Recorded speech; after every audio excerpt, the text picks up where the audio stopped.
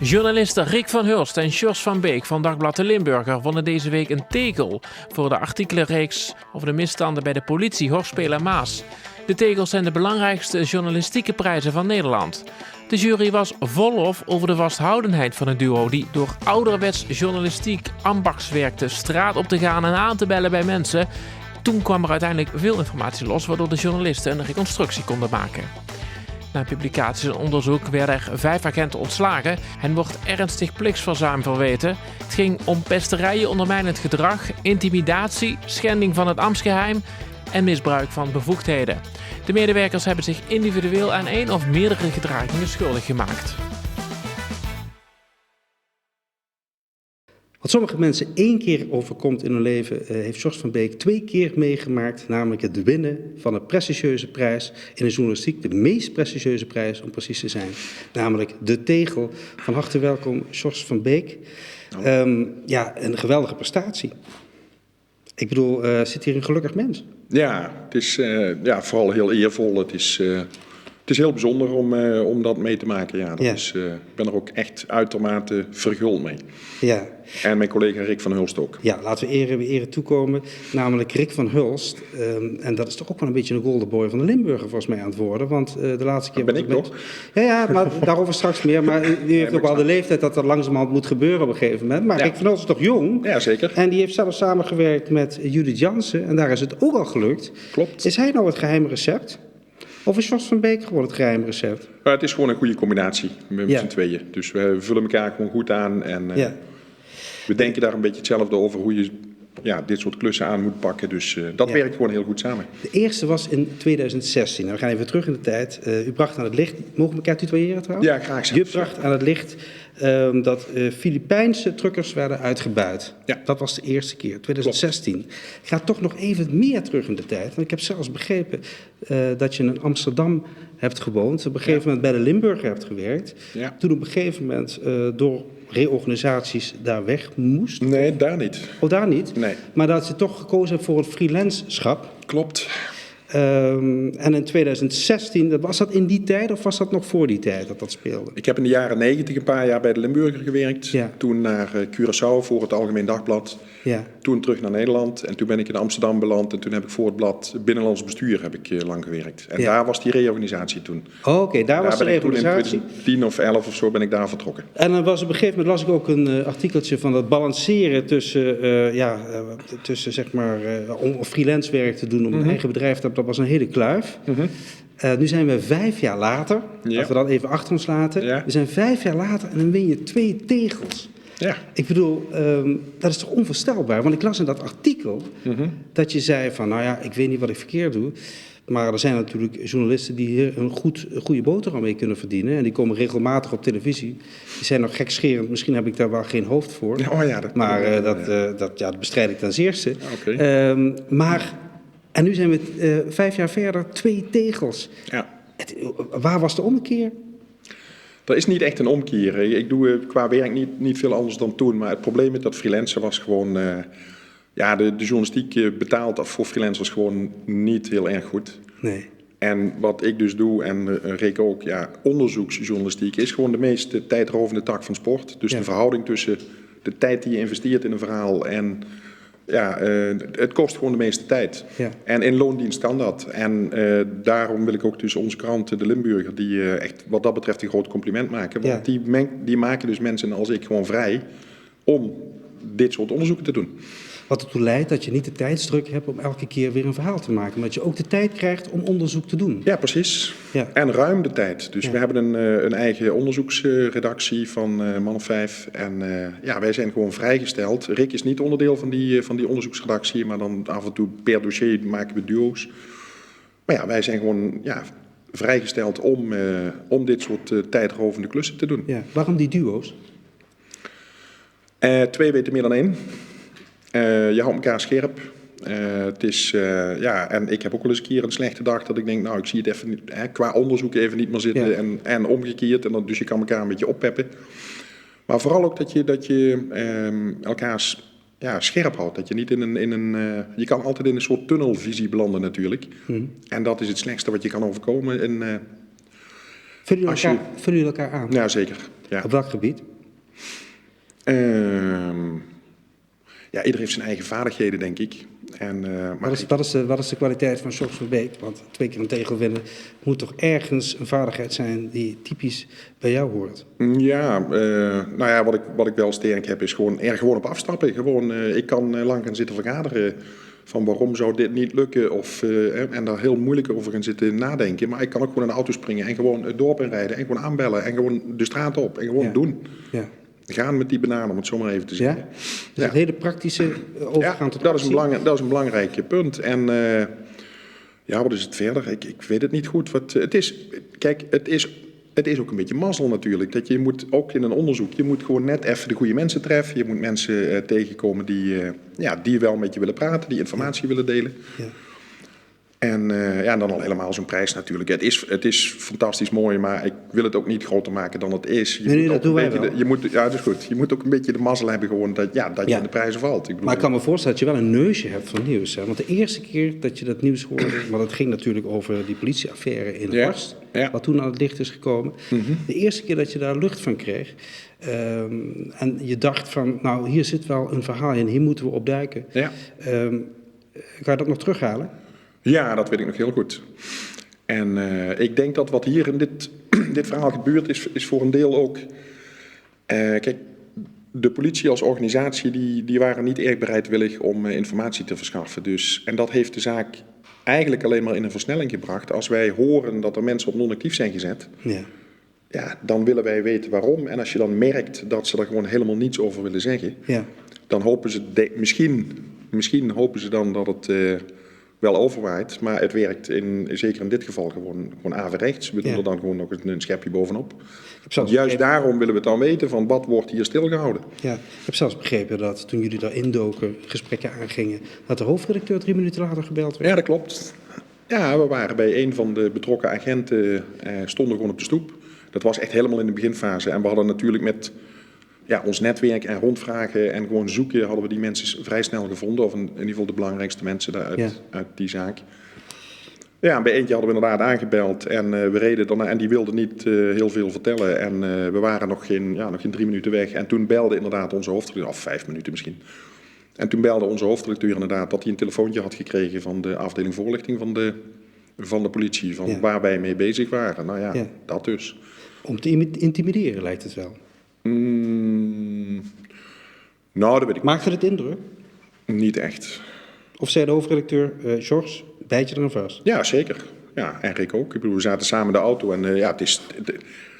Als een politieorganisatie of welke voorlichter of wat dan ook dan denkt van op die manier om ons af te remmen, dat werkt toch niet. Nee. Maar intimiderend was het niet. Het was meer een soort verbazing van... Staan die jongens hier nou gewoon op de stoep bij die mensen? Wat krijgen we nou? Ja, klopt. We stonden gewoon op de stoep bij die mensen. Ja, precies, dat is ons werk. Ja. En dat waren ze niet gewend. Voor die paar mensen die niet weten wat er in Horst precies is gebeurd, kan je het in een paar zinnen aangeven wat er eigenlijk aan het licht is gebracht? Ja, er zijn in totaal 11 politiemensen bestraft, waarvan 5 zijn ontslagen. En kort samengevat is het gewoon een beetje al te makkelijk omgaan met de regels die er gewoon nou eenmaal zijn voor het politiewerk. Ja. En dat vind ik wel ook belangrijk om te zeggen. Het gaat dus niet over agenten die corrupt zijn of zichzelf hebben verrijkt of dat soort zaken of informatie hebben verkocht of zo. Dat speelt allemaal helemaal niet. Maar wel, je hebt het wetboek van strafvordering waarin geregeld is wat je moet doen, welke stappen je moet zetten om bijvoorbeeld een huiszoeking te mogen doen. En dat is maar goed ook, want je wil zelf ook niet dat de politie zomaar je huis binnen kan komen lopen. Daar zijn regels voor. Mm-hmm. Nou, en dat soort regels die hebben ze gewoon... Althans, we gaan ervan uit dat het allemaal bewezen wordt en dat is in ieder geval de verdenking dat ze die toch wel hier en daar met voeten hebben getreden. Ja. Dat is de kern van de kwestie. En het hele ambivalente is dat het eigenlijk door een liefdesverhaal aan het licht is gebracht? Ja, heeft het dan dat heeft zeker meegespeeld dat er op de werkvloer daar waren er was een buitenechtelijke verhouding en die onderling zat dat niet helemaal goed. En toen is er inderdaad, dat heeft meegespeeld, dat er uiteindelijk iemand naar de politieleiding is gestapt om daar een boekje over op te doen. Ja. Je hoort dat die onderzoeksgroep, hè, die helemaal vastbijt, hebben toevallig ook allemaal een academische achtergrond, heb ik begrepen. Allemaal van het Radboud Universiteit. Is dat zo? Is dat een soort vooropleiding voor een goede onderzoeksjournalist? Dat weet ik niet. Dat geldt voor mij inderdaad wel. Ik heb geschiedenis gestudeerd. Maar is dat zo? Hebben we allemaal een academische... Ja, Rick dacht ik ook. Sorry? Rick dacht ik ook. Ja. En bij Judith ga ik nu onmiddellijk twijfelen. Judith heeft ook gestudeerd, ja? Dat bedoel ik. Antropologie, ja. Dus dat betekent, daar zit niet die school van journalistiek achter? Nee, ja, ik heb de school van journalistiek ook nooit gehad. In die zin ben ik een self-made man. Dat is gewoon, na de studie dacht ik wil geen academicus, geen wetenschapper zijn. En ja, wat dan wel? En toen dacht ik aan journalistiek. En dat is ook gewoon... dat wordt nu in juli, is dat precies 30 jaar geleden, gewoon beginnen. Ja. Of begonnen, toen kreeg ik dus de eerste baan. Toen bij het Dagblad voor Noord-Limburg was dat nog. Ja. Zo'n tweede tegelvinder, betekent dat nou dat je op een gegeven moment een gedeelte van de koffiekamer naar jouw naam is genoemd? Of hoe gaat dat nou straks? Word je nou vereerd? Wordt dadelijk iets naar jou genoemd in de redactieruimte? Ik mag hopen van niet. Nee, ik blijf dat echt benadrukken. Van, het is geen valse bescheidenheid. Ik ben er ontzettend verguld mee, maar het is, wat ik net ook zei... Het moet ook een beetje meezitten. Ik bedoel, zowel bij je onderzoek, je moet op het goede spoor komen. Want je hebt ook wel eens onderzoeken die lopen gewoon vast. Ik bedoel, en vervolgens is het dan hartstikke fijn als je vakbroeders gewoon denken van... nou, dit was wel een bijzonder verhaal of een bijzondere productie. Ja. Of serieverhalen dan. Ja. Dus, ik ben er ontzettend blij mee, maar ik heb... Hoe moet ik dat nou zeggen? Het is, ik wil er vooral niet van naast de schoenen gaan lopen. Nee, maar voor 2016 zei je al van dat ondernemersgen, dat mis ik misschien, dat ik hier optimaal gebruik van maak. Is dat intussen ook gegroeid? Of zeggen ze nou, bij het winnen van 2 tegels gaan er toch af en toe ook wat deuren openen?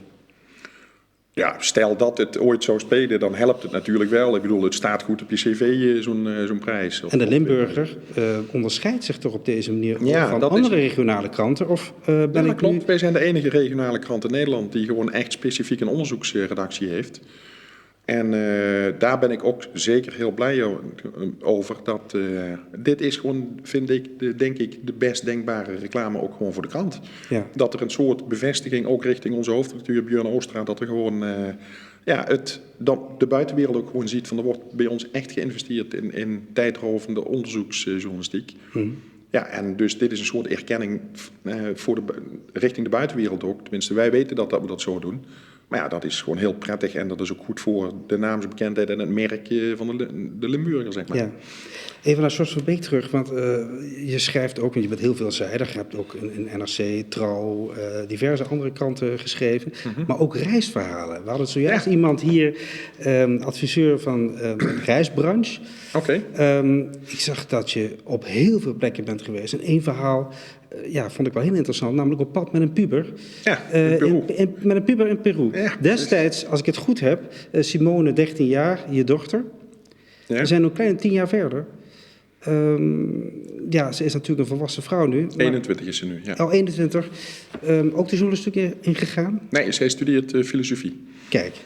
Maar misschien is dan toch weer die academische achtergrond de ideale basis. Maar misschien wil ze dat. Nou, ik denk niet dat zij de journalistiek ingaat. Zij is anders. Maar reizen, dat is toch ook een passie van je, begrijp ik dan zo? Ja, maar de verbindende factor is, ik ben nieuwsgierig van aard. En dat komt goed in mijn werk goed van pas. En ja, als je nieuwsgierig bent, dan wil je ook de wereld zien. Ja. Waar ik nieuwsgierig naar ben is, Sjors die zit waarschijnlijk niet stil, dus die heeft af en toe de antennes al uitstaan. Krijg je nu af en toe al wat signalen binnen dat je denkt, nou, er staat weer wat te wachten straks? Of is dat nog in het politiedossier bedoel je? Of in het algemeen? Niet alleen in het politiedossier, weer op andere vlakken. Nou, ik merk wel, en dat is heel prettig, gewoon beroepsmatig, dat ook merkte ik dan dat al na die eerste tegel, jij hebt me gegoogeld en mensen gaan, dat gebeurt echt regelmatig, 1-2 keer per week, dat mensen gewoon langs die lijn bij mij terechtkomen, dat ze gewoon echt gaan lopen zoeken. Ik zoek een onderzoeksjournalist in Limburg en dan vinden ze mij. Ja. En als ze dan iets kwijt willen, een tip of een dossier, dat gebeurt met grote regelmaat. Dus, maar dat is dus niet dat nou voor de eerst gebeurt, dat gebeurt al heel vaak zo. Ja, en dat levert misschien ook weer wat op? Ja, dat hoop je. Ja. Ik bedoel, Wat heb je nog te wensen als je 2 tegels wint? Ik vroeg het laatst Judith. Ik zei tegen Judith ook, nou nu kan je stoppen. Want dat is de Champions League prijs in de journalistieke wereld. Heb je nog wat te wensen op journalistiek gebied? nou, qua prijzen weet ik niet. Ik bedoel, er kunnen er altijd nog een paar bij, toch? Waar staat de tegel nou? Is dat trouwens, verdedigen je dat onderling? Hij is nu dus zeg maar toegekend, maar nog niet fysiek uitgereikt vanwege corona natuurlijk. Dus het was een online uitreiking. En vorig jaar hebben ze het met Judith en Rick zo gedaan dat er dan na een paar weken of zo, dan kwam er een delegatie van de tegel en die komt dat ding brengen dan. In dit geval naar de redactie in Sittard. Ja. Dus die gaat nog komen. En nou ben ik even de vraag kwijt. Wat vroeg je? Oh, of iets. Ja, waar die tegen was nu, want gun je dat... Je krijgt er 2, tenminste vorig jaar kregen ze er 2. Ja. Een duo die krijgen gewoon 2, ieder een eigen tegel. Ja, het wordt steeds moeilijker om het regionaal nieuws natuurlijk ook te brengen hè, voor kranten. Minder journalisten, of in ieder geval, die zitten overal minder op. Is het niet een zaak om veel samen te werken met lokale televisie of radio? Ja, is dat een optie? Of zeg ik nu iets heel vreemds? Ja, wij staan als krant staan we daar echt voor open. Daar zit je natuurlijk wel altijd met een soort concurrentie van bijvoorbeeld L1. Ja, daar kunnen we niet zo makkelijk mee samenwerken. En dan ben je gewoon concurrent. Ja. Maar met lokale media, maar jullie kloppen ook nooit bij ons aan hè, om eens een keer samen te werken. Misschien hebben jullie ook wel eens een keer een interessant dossier waar wij een handje bij kunnen helpen. Ja, ik zie in mijn ooghoek dat de hoofdredacteur denkt, oké, daar is weer een opening. Goed zo. Nee, maar dat gaan we dan zeker doen. Ja. En jij vroeg nog wat er nog te wensen valt. Ja. Nou ja, ik heb nog een jaar of 10 ongeveer. Ik heb het niet precies uitgerekend tot mijn pensioen. En mijn wens is gewoon, en dat gaat ook wel gebeuren, dat ik gewoon doorga met dit werk. Want ik heb het mooiste beroep van Nederland. En dus dat is de wens gewoon. Het is heel gevarieerd. Ik kom overal op allerlei plekken. En het is gewoon een fantastische baan. Nou, laten we daarmee afsluiten. Het mooiste beroep van Nederland. Ja, dat vind ik ik hoop dat je nog heel veel tegels gaat oplichten, want daar is het van afgeleid. Hè? De metafoor van het boek van Henk Hofman. Tegels lichten. Dank voor de komst hier naar het Artcentrum. Loop nog even rond, want het is een prachtige omgeving. Okay. En ik wil u danken voor het kijken. En de volgende keer zitten we weer op een andere plek. Ergens in Noord- en Midden-Limburg. Tot dan, van nu een hele fijne avond.